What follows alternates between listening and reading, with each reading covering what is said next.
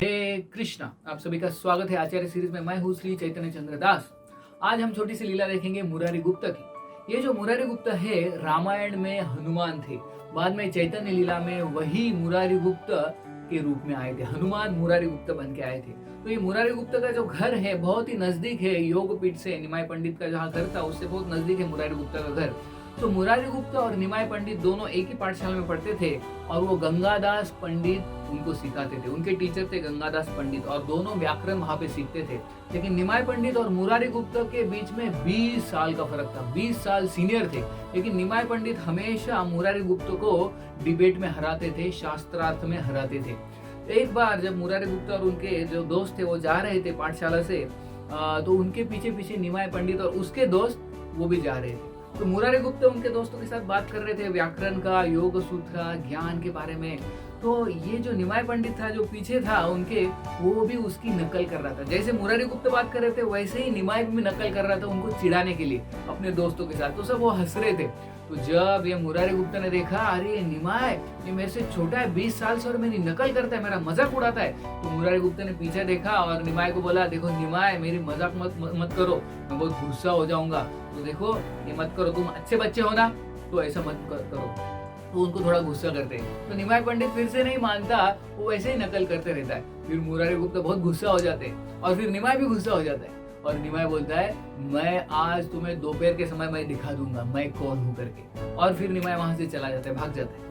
तो बाद में मुरारी गुप्ता ये सब भूल जाता है। फिर बाद में घर पे आते हैं मुरारी गुप्ता और फिर दोपहर में जब भोजन का समय होता है, लंच का समय, तो वो अपने पत्नी को बोलते हैं कि मुझे भोजन लाओ।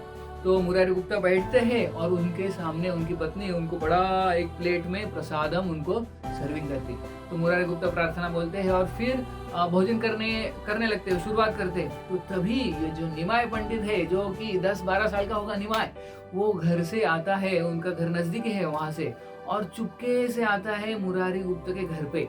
और ये मुरारी गुप्ता जो है प्रसादम ले रहे थे, उस समय ये निमाय धीरे धीरे धीरे अंदर आता है। और जहाँ पे मुरारी गुप्ता अच्छे से प्रसाद ले रहे हैं, निमाय क्या करता है, निमाय पंडित वो प्लेट में प्रसादम प्लेट में पेशाब कर देता है। और मुरारी गुप्ता देखते हैं, अरे क्या किया इसने, ये प्रसाद ले रहा हूँ उसमें वो निमाय पंडित क्या करते हैं, पेशाब कर देता है। और मुरारी गुप्ता गुस्सा हो जाता है, क्या कर दिया निमाय, तुम नटखट बालक हो। और निमाय हंसने लगता है और डांस करने लगता है। तभी मुरारी गुप्ता देखते रहते, ये क्या कर रहे हैं बालक। फिर तभी निमाय पंडित मुरारी गुप्ता को बोलते हैं, देखो मुरारी गुप्ता, तुम जो है भक्ति भी कर रहे हो भगवान की, और उसके साथ साथ क्या कर रहे हो, ज्ञान का भी अर्जन करते हो, योग का भी अर्जन करते हो, कर्म भी करते हो। तो आपका जो भक्ति है वो मिश्रित भक्ति है, योग ज्ञान कर्म मिश्रित भक्ति है। तुम शुद्ध भक्ति नहीं कर रहे हो। जैसे भगवान को शुद्ध भक्ति पसंद है और वो मिश्रित भक्ति पसंद नहीं है, उसी तरह आपको, जैसे इधर मैंने उसमें पेशाब कर दिया तो आप प्रसाद नहीं ले सकते। आपको लगेगा कैसा है, आपको सिर्फ प्रसाद अच्छा लगेगा, लेकिन उसमें अगर पेशाब मिक्स होगा तो आपको कैसा लगेगा, अच्छा नहीं लगेगा। उसी तरह भगवान को शुद्ध भक्ति पसंद है, उसमें कुछ मिश्रण उनको अच्छा नहीं लगता, ज्ञान कर्म योग का मिश्रण अच्छा नहीं लगता। तुम शुद्ध भक्ति करो, ये निमाय पंडित मुरारी गुप्त को बोलता है। फिर मुरारी गुप्त को पता चलता है कि मैं जो हूँ, मैंने शुद्ध भक्ति करनी चाहिए। सवै पुंसो परा धर्मो यतो भक्तिर अधोक्षजे अहितुकी अप्रतिहता ये आत्मा सुप्रसिद्धि। तो जो शुद्ध भक्ति है वही भगवान को प्रसन्न करती है, वही आत्मा को प्रसन्न करती है।